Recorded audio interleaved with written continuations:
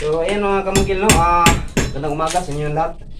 So yung trabaho natin ngayon mga kamungkil is mag-electrical na tayo. I-plaster natin itong electrical nila dito sa bahay.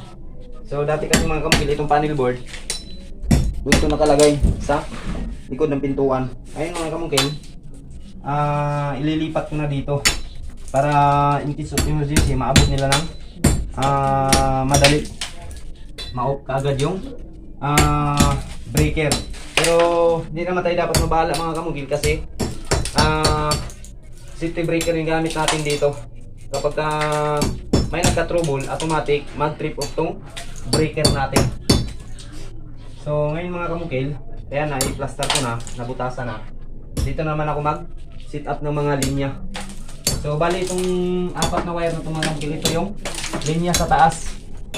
Ito yung sa ilaw at saka sa CO doon sa taas. So ngayon yung trabaho ko dito, yung mga CO at saka ilaw dito sa baba nila. So ayun mga kamungkil, dahil na plaster na natin dito. So kung napansin nyo mga kamungkil, isang flexible yung nakita nyo dito. Pero dalawang linya lang yung pinapadala ko mga kamungkil kasi gaya na sabi ko, nagtitipid tayo dito. So dapat sana mga kamungkil, madalas, kasi yung ginagamit kong breaker panel board dito mga kamungkil is 4 branches lang yung ginamit dito, 4 branches lang. So pinagsabay ko na yung linya ng CO at saka ilaw natin dito sa isang flexible para makatipid tayo sa flexible at saka sa mga wire dito. So dahil na plaster ko na ng maayos ito mga kamungkil, takpan na natin para mamaya pagtigas makabit na natin lahat to.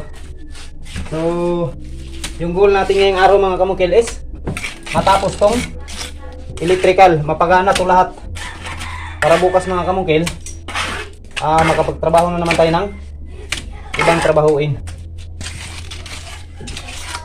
So papakita ko din sa inyo mamaya mga kamungkil paano mag-tap ng live dun sa service drop wire natin.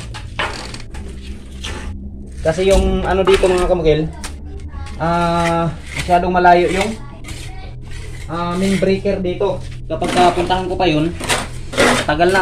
Kaya itatap natin ng live tong service drop wire natin papunta dito sa breaker. Nakita lang na po.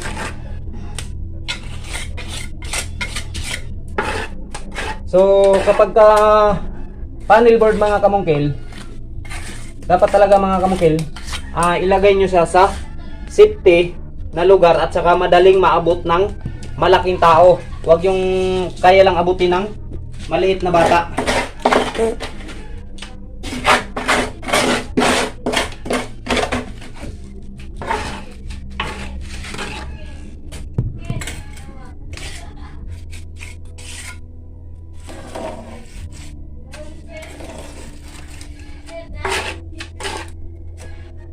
Sige, tanggalan sana di, yung masa di. Hulog yun. Sige guys, ako rin, butangis ako. Balik lang nga.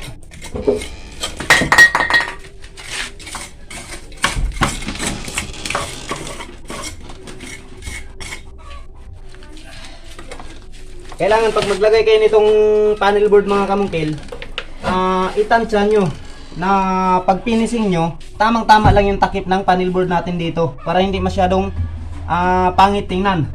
Kapag masyadong naka-usli kasi yung panel board natin sa final finishing natin dito sa walling, pangit po siyang tingnan. Kailangan naka-flat lang siya, parang level lang siya sa finishing natin. Yun yung magandang pagka-set up ng panel board. So kailangan tansya. So kung nakikita nyo, may naka-usli pa akong half inch dito mga kamungkil kasi half inch lang yung ipapalitada ko dito.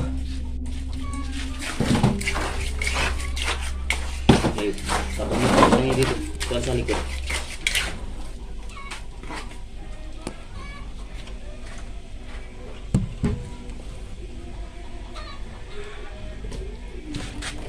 So lagyan natin ng plywood dun sa likod mga itaas pa dadi. Taas mo gamay. Kining hose padung diri. Na. Yan.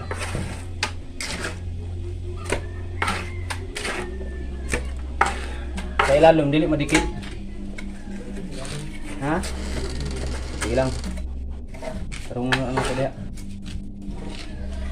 No, ipos mo muna dyan. So, ayan mga kamungkil, no, naayos ko na, nalagay ko na yung panel board natin, ayan. Tapos, may mga flexible na yan para sa linya ng kuryente natin. Tapos, doon ko siya lahat salubong mga kamungkil sa junction box na yan.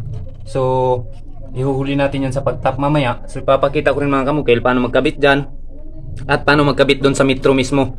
Kasi sa metro mga kamungkil, napaka-importante po yan. Kapag magkabaliktad yung pagkakabit nyo mga kamungkil sa supply ng kuryente natin sa metro natin, isa po yan sa dahilan na malakas yung consume ng kuryente nyo. Kaya kailangan na sa tamang pagkabit mga kamungkil yung metrohan natin. So dito mga kamungkil, itong junction box na to, nakikita nyo ang daming wire. So ito yung pinaka delikado mga kamungkil na part kapag ganito karami yung wire. So dito ko kasi pinagsalubong itong lahat ng mga linya mga kamungkil. So bali itong isang flexible mga kamungkil, ito yung supply natin sa kuryente. Tapos itong isa mga kamungkil, ito yung ilaw sa labas. Tapos ito na naman mga kamungkil, itong flexible na to, ito yung linya ng CO natin, switch natin.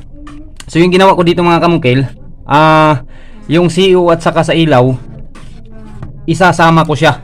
So paano ba? Yun yung pinaka mahirap mga kamungkil at dapat tandaan talaga natin, no, kapag magkabit tayo nito. Tapos kung napapansin nyo yung switch natin mga kamungkil, tugang switch lang yung nandito. Yung nandito sa baba nila na ilaw mga kamungkil is tatlong ilaw.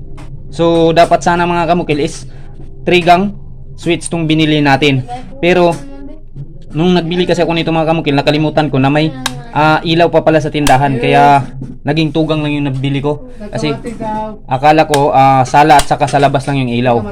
So ang gagawin ko dito mga kamungkil is yung ilaw dito sa sala at saka sa tindahan, isasama ko sa isang switch. So paano ba mag-splice ng ganyan? So papakita ko sa inyo mga kamungkil. So bali ito yung wire ng switch natin. So kapag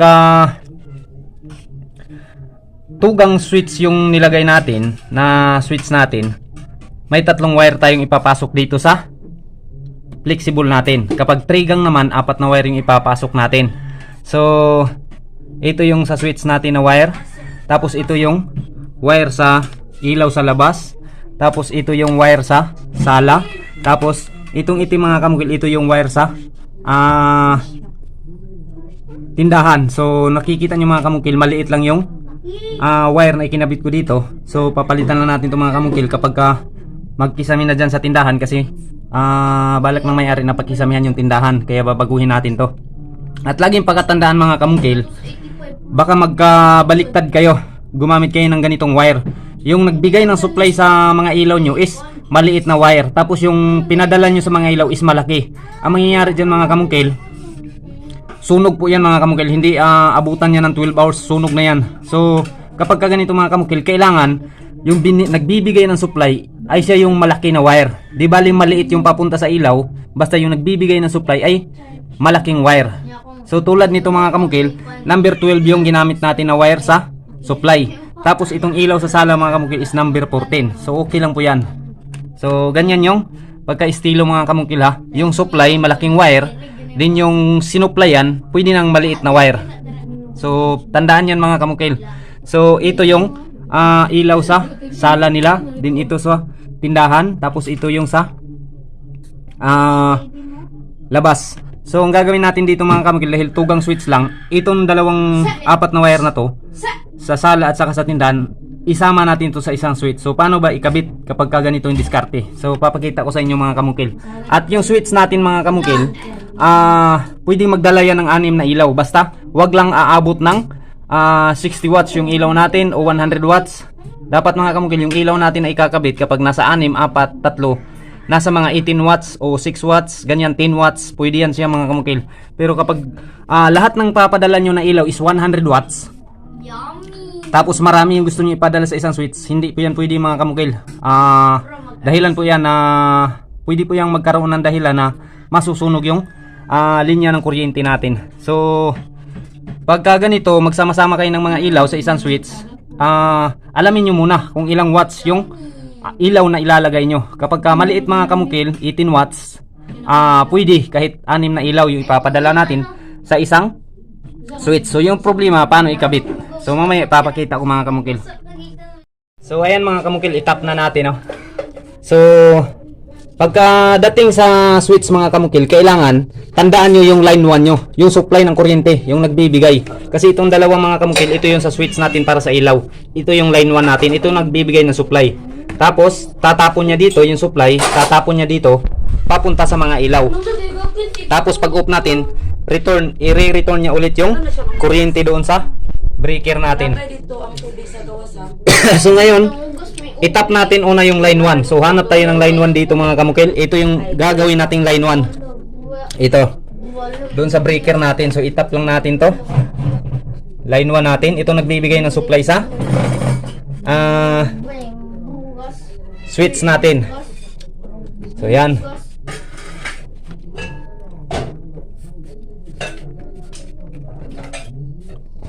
So matipira na diskarte ito mga kamungkil ha. So ito, natap na natin yung line 1 natin sa switch. Tapos ngayon, yung natitira, ito yung wire sa switch at saka mga ilaw. So ngayon, iuuna natin sa pagkabit itong dalawang ilaw na isang switch lang yung papadala natin. So i-push mo muna Jor. Go. So ayan mga kamungkil, ikabit na natin to. So ito yung wire sa ilaw. Kabit natin dito sa switch. Switch number 1. Ito yung sa labas na ilaw mga kamukil. Tapos yung isang wire sa ilaw, kabit natin dito sa line 2 natin sa supply. Sa return natin mga kamukil. Yan. Tapos higpitan natin to.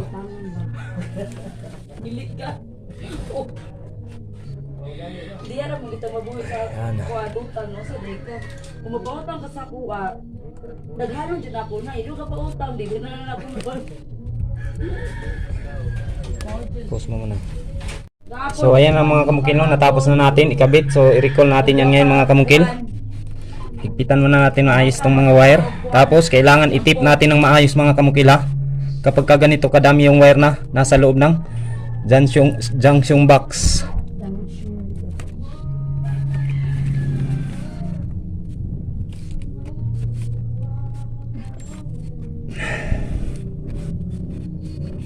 So kailangan mga kamukil naka-off yung breaker natin ha. Pero ito mga kamukil wala pang breaker doon kasi tinanggal ko. So ngayon mga kamukil, ang nangyayari, ito yung dalawang ilaw. Nakikita nyo ito sa sala at saka sa tindahan. So sa isang switch, yung pinadala ko is dalawang ilaw. So yung dalawang wire mura sa ilaw, ikinabit ko siya sa switch. Tapos yung dalawang wire na natitira mula sa ilaw, ikinabit ko siya sa return. So yan, ito yung supply natin ng kuryente. Ito yung line 1 natin. So ganun po yung nangyayari. Yan. So kung nakikita nyo, itong dalawang ilaw, pinagsama ko yung dalawang wire. Tapos ikinabit ko siya sa switch, yung dalawang wire, kasi dalawang ilaw to. Tapos yung natitirang dalawang wire sa ilaw, ikinabit ko siya sa line 2 natin sa return. Tapos itong supply natin ng kuryente, ikinabit ko siya sa line 1. So dito na naman sa isang ilaw, so separate siya. Yan. Ito yung sa switch niya. Tapos ito yung return papuntang ilaw. So yan. So i-tape na natin mga kamukil. So mamaya mga kamukil, papakita ko rin sa inyo ang pagkabit dyan. Yung junction box na yan. So ayan mga kamukil, no, nandito na tayo sa panel board. So bali tatlong breaker lang yung ilalagay ko dito mga kamukil. Pero itong panel board na to is 4 branch ang pwedeng ilagay natin dito na circuit breaker. So halimbawa magdagdag sila ng mga aircon o iba pang appliances, so dagdagan na lang natin dito mga kamukil. Total may nakaabang naman dito na pwedeng pasukan natin ng wire. So nakikita nyo mga kamukil, may yellow at saka itim. Nak, huwag mo na kayong maingay nakbe. may yellow at saka itim. So itong yellow mga kamukil, ito yung ipapadala ko sa mga CO. Saka itong itim, ito yung ipapadala ko sa mga ilaw. So ipapadala natin na breaker sa CO mga kamukil is 20 amperes. So para maayos yung pagkalagay mga kamukil, ito may dalawa kasing type ng panel board natin. May plug-in at saka may bolt-in. Itong binili namin mga kamukil, o nabili nila kasi nabili na to, plug-in type to mga kamukil. So yung iba, ipapasok muna yung breaker, saka ikakabit tong wire. Pero ako mga kamukil, kakabit ko muna tong wire para makabit natin ng maayos dito.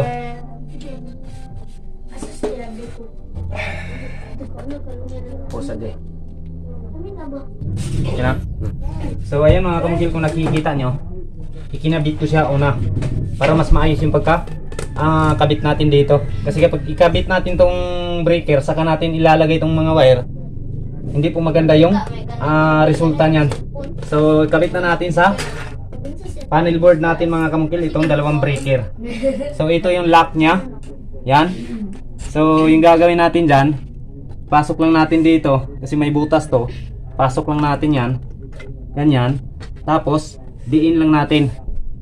Baka ano tong kuan mga kamukil, kasi bagong lagay pa lang to. So ako pumasok.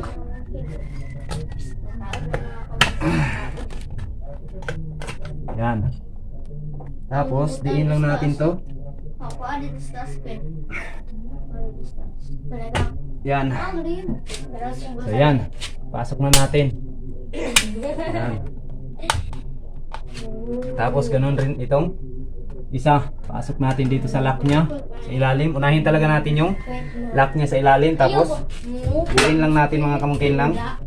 Ganyan. So yan lang. So yan lang yung pagkalagay mga kamungkil, no? Yan. Kailangan nakakapit yung lock niya, kasi kapag i-on natin to hindi nakakapit yung lock niya, matatanggal yan. Yan. So ngayon, itong breaker natin na main. So yung breaker na ginagamit natin dito sa CO mga kamukil, sa saksakan is 20 amperes. Then dito sa ilaw is 15 amperes yung ginamit natin. Tapos yung main breaker natin is 40 amperes. So 20 at saka 15, 35 amperes. So may 40 amperes tayo na breaker. Ito yung gawin nating main. So pasok lang din natin. So mamaya na natin to kakabitan mga kamungkil ng wire. Unahin muna natin dyan sa mag-splice tayo dyan sa ano nya. So mamaya na to, tanggalin lang muna natin to kapag may ano na. So i-zoom mo pare kuya. Malapit na. So ngayon, i-splice na natin to mga kamungkil. So itong supply natin mula sa breaker, ito ng mga wire. So may apat siya na wire dito. Tapos itong itim, ito yung sa mga ilaw natin. Itong yellow, itong dilaw, ito yung sa mga CO natin. So kung napapansin nyo mga kamungkil, dito sa taas, ito yung linya sa second floor nila. Ito na mga wire. So napapansin nyo, may dinikit ako dito, dalawang wire. Ito yung sa mga ilaw nila. At saka ito hindi ko dinikit, ito yung sa CO nila sa taas. So unahin natin sa pag-splice itong mga CO.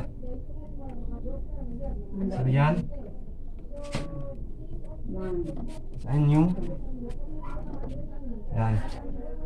So i-splice natin to dito yung CO. So yung CO yung inuna ko sa pagkabit mga kamungkil, pag-splice.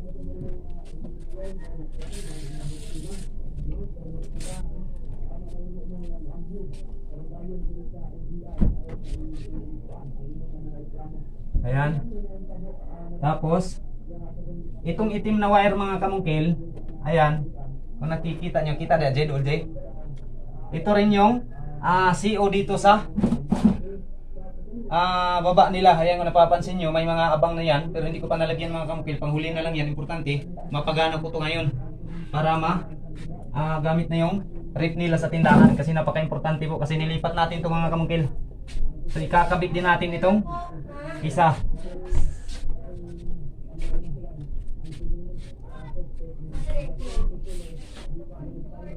Yan. Then dito rin. So bali lahat ng inuna ko sa pagkabit mga kamungkil is mga convenience outlet dito sa baba. Tapos ito rin convenience outlet din to.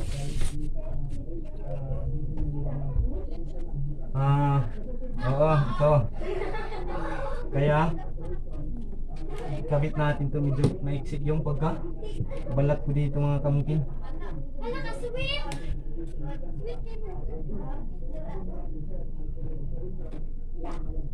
Ayan. Ano muna din. Pause. Yan. So ayan mga kamungkil, natapos ko nang nilagyan ng electrical tape yung mga CO natin. Ngayon natitira mga kamungkil, ito na lang linya sa ilaw. So kakabit na natin mga kamungkil. Ito yung line 1 nya. Dikit lang natin.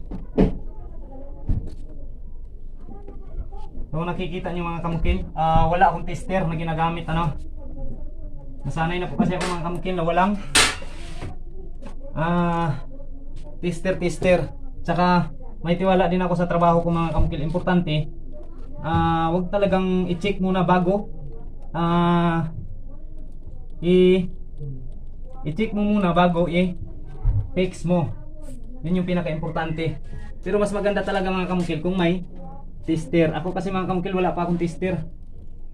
Kaya at nasanay na talaga ako dito mga kamungkil na ganito yung pagka-diskarte ko.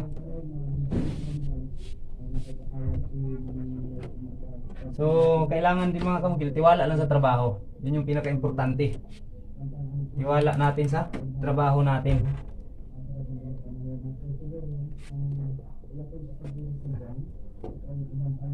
So yan. Tapos electrical tape na natin to para matakpan na natin. Tapos isusunod natin itong magbibigay supply mula doon sa drop wire natin. Ito yung isusunod natin. Kasi pagkatapos ito mga kamungkil, magtratrabaho na naman ako doon sa sarado ng tindahan nila. So ganito ka yung ko mga kamungkil, trabaho ko. Sige, i-pause na din. So ayan na siya mga kamungkil, natapos na natin. So takpan natin mga kamungkil, ito yung pinaka-importante. Huwag natin kalimutan lagyan ng takip dito.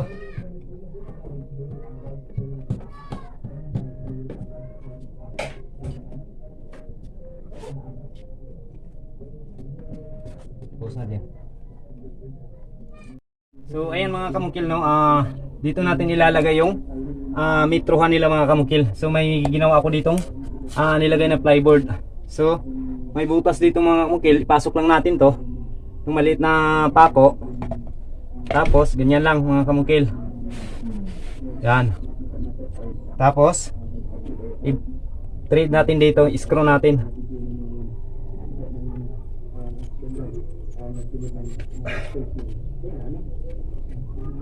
Okay, pause. So ayan na siya mga kamungkil, nakabit na natin. So yung kulang dito, yung wire dito, tsaka yung sa drop wire natin. So kakabitan natin yan mamaya mga kamungkil. At saka importante mga kamungkil, dahil number 12 at saka number 14 yung ginamit natin na wire sa loob, pagdating dito mga kamungkil sa service drop wire natin, magbibigay ng supply ng kuryente natin sa circuit breaker natin. Number 10 yung gamitin natin, or depende sa gaano kadami na bibigyan natin ng supply sa loob ng bahay. So magdidepende yan sa wire, no? So ito yung gagamitin ko dito mga kamungkil. Number 10 yung gagamitin ko dito, mula dito papunta dito. Yung gagamitin natin number 10, papunta doon sa main breaker natin. Number 10 yung ibibigay kong wire doon. So mamaya mga kamungkil, makikita nyo pagkatapos nito. Maya. So nandito yung number 10 na wire mga kamungkil, naka-set up na to. So matagal ko na itong na-set up dito, ngayon ko lang natrabaho kasi kailangan nang i-transfer yung kuryente natin. Kasi yung rip sa tindahan kailangan malagay na doon at mapagana natin yung saksakan doon. So dito to siya dadaan mga kamungkil. Yan.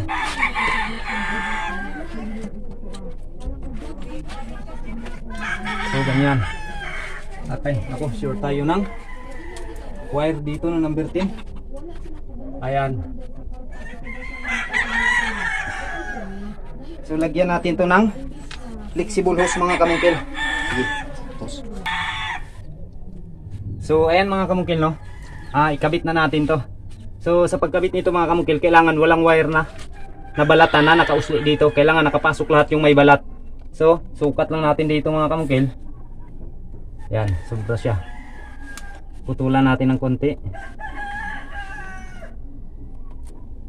Tapos pag magkakabit kayo dito mga kamungkil, tingnan nyo talaga yung diagram nito. May diagram ito. Yan yung sundan nyo, yung diagram nya.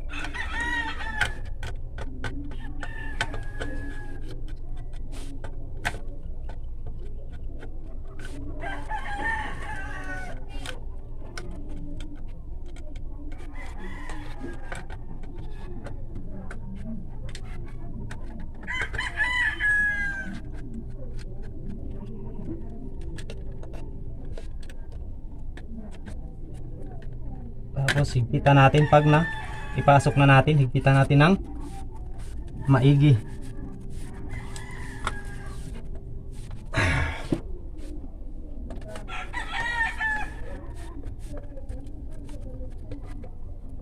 Pause dyan. Okay na. So ayan mga kamungkil, no, ikabit na natin itong sa main breaker nya. Kabit na natin to. So kung nakikita nyo mga kamungkil, yung wire na ginamit ko dito is iba. So naubusan kami kasi kami ng wire mga kamungkil na short yung number 10 natin. Pero may nakita akong wire dito mga kamungkil na ginagamit dati nila. Ito na lang yung ginagamit ko papunta dito sa main breaker natin. May kalakihan naman yung bronze niya mga kamungkil. Ayan yung nakikita nyo, buo siya, solid siya. Pero magpapapili pa ako ng number 10 talaga. Papalitan na lang natin to. Importante mapagana ko to ngayon. So ganyan yung pagkadiskarte ko dito mga kamungkil. Kailangan panigurado. Yan, pasok lang natin to.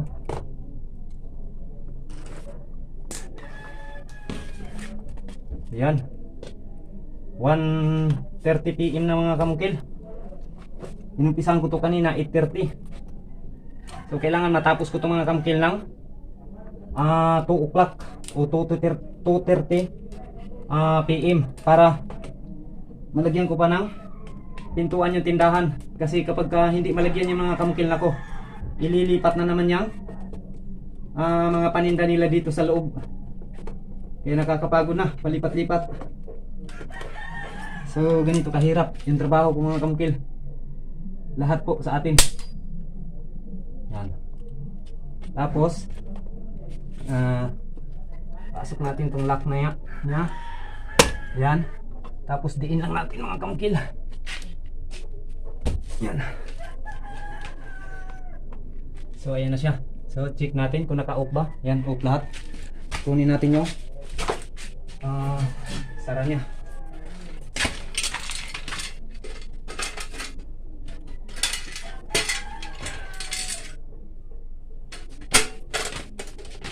Takpan na natin.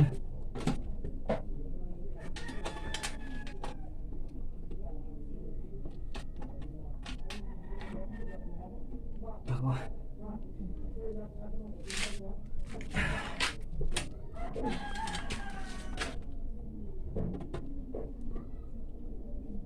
Kulang na isang screw. Saan kaya isa nito? Baka nandun sa ano, G? Tanda na. Nahulog siguro kanina pagtanggal ko.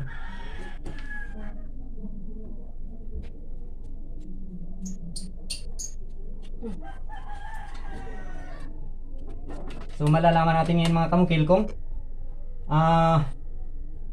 may loose connection ba to o may problema ba sa mga tap natin. Kasi walang tester to mga kamungkil ha. Kaya nasabi ko may tiwala ako sa trabaho ko.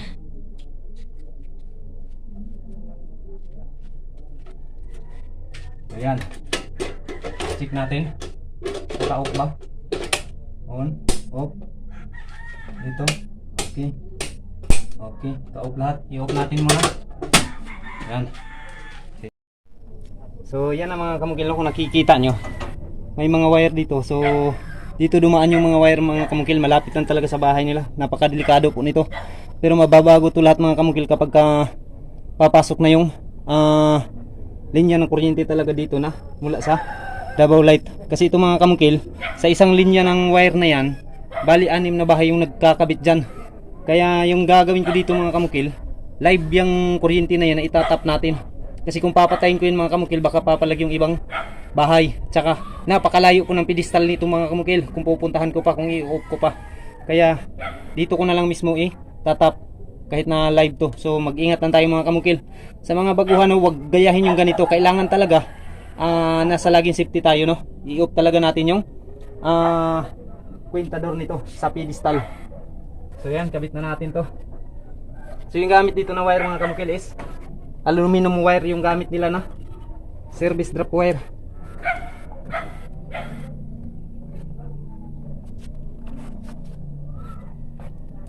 So ganito kahirap to mga kamukil at kadelikado.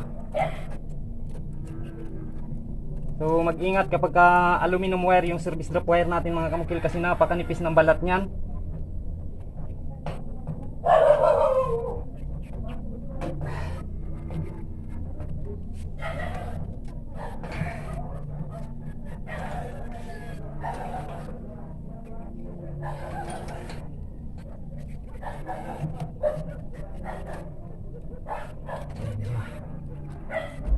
Pause mo muna. Kunan mo ako ng electrical. Yeah. So ayun mga kamungkil, no. Itap na natin to. So paalala lang mga kamungkil, no, sa mga baguhan, huwag gagayahin to. Kailangan safety. Kung hindi ka pa masyadong magaling sa pag-electrical, no, kailangan safety, naka-off yung pagtatapingan natin, o di kaya kumuha ka ng magagaling o bati ka na electrician, siya na lang yung ipapatap mo dito kahit na magbayad ka na lang. So kukunti na lang yung babayaran mo kapag dyan na lang sa service drop wire yung ipatap mo. So itong ginagawa ko mga kamungkil, madalas ko na itong ginagawa. Hindi sa pinagmayabang ko yung talento natin mga kamungkil, pero madalas ko na talaga itong ginagawa. So alamin natin kung saan yung wire nila dito mga kamungkil, kasi 3 wire itong nandito, service drop wire. Baka mamaya mamali tayo sa pag kabit.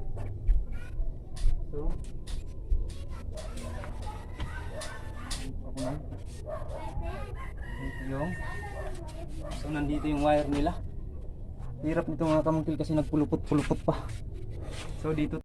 So ayan mga kamungkil, no, medyo ginabi na tayo mga kamungkil, pero natapos lahat natin sa pag-wiring mga kamungkil, pati rin paggawa ng pintuan sa sara sa tindahan nila. So ngayon mga kamungkil, ayan, kung nakikita nyo, may ilaw na siya, maliwanag na.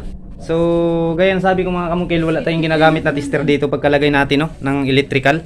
So hindi ko na videohan yung pagtap ko ng live mga kamungkil kasi nagdidbat talaga yung cellphone ko. So kinabit ko siya kaagad, tapos nag-charge ako, kaya ngayon papakita na lang natin yung resulta sa trabaho natin ngayong araw. So ayan mga kamungkil, ito yung madilim na mga kamungkil kasi gabi na. Ito yung switch 1 nya. Ito yung sa sala nila at saka sa tindahan. Ayan, nakikita nyo kanina mga kamungkil, isang switch pinadala ko ng 2 ilaw. So gaya ng sabi ko, isang switch pwedeng magdala ng 6 na ilaw, basta ingatan lang natin o bantayan natin yung watts ng ilaw na ilalagay natin. So ganun lang yung pagka-diskarte ng isang switch, 2 ilaw. And then ito sa sala nila. So kanina nagtap ako ng live mga kamungkil, hindi ko na videohan kasi didbat yung cellphone ko. So ito yung sa sala nila. So ganyan lang yung pagkatrabaho mga kamungkil. Yung mga CO nito mga kamungkil is functionable na rin pati sa taas. So alis na kami mga kamungkil, uwian na kasi nagbabadya naman yung ulan. Ayan, yung nakikita nyo, medyo malakas na yung ulan. Sige na, bilisan mo na. Tara, ako pang. Sandali. Medyo malakas yung ulan. Madilim na naman yung kalangitan at nagbabadya na namang umulan. So bali sa taas mga kapukil, function na rin lahat, pati yung mga CO dyan, na-test na namin. So dyan natin ikinabit yung supply ng kuryente mula sa drop wire natin. And then kung nakikita nyo yung bakal, ayan, dyan ko siya dinahan sa mismong puste ng bahay pababa. Ayan, naglagay ako ng tubo, pinasok ko yung wire. And then pagdating sa baba, dyan ko siya nilagay. So yan lang yung pagka-diskarte natin ngayong araw mga kamungkil, no? So sa lahat ng mga bago pa lang sa aking channel, huwag kalimutang mag-subscribe at i-follow rin ang ating FB page alias Mungkil Tayo sa FB. At kung may katanungan kayo mga kamungkil, pwede nyo puntahan ang aking FB page para doon kayo mag tanong sa gusto nyong malaman ukol po sa construction, kasi hindi pa ako nagsasagot ng mga tanong doon sa comment box section natin sa YouTube mga kamungkil. So yan lang po, maraming salamat. At once again, Mungkil on the vlog. Bye bye ka na, anak. Bye-bye! Yan yung anak ko mga kamungkil, kakaisa kong anak.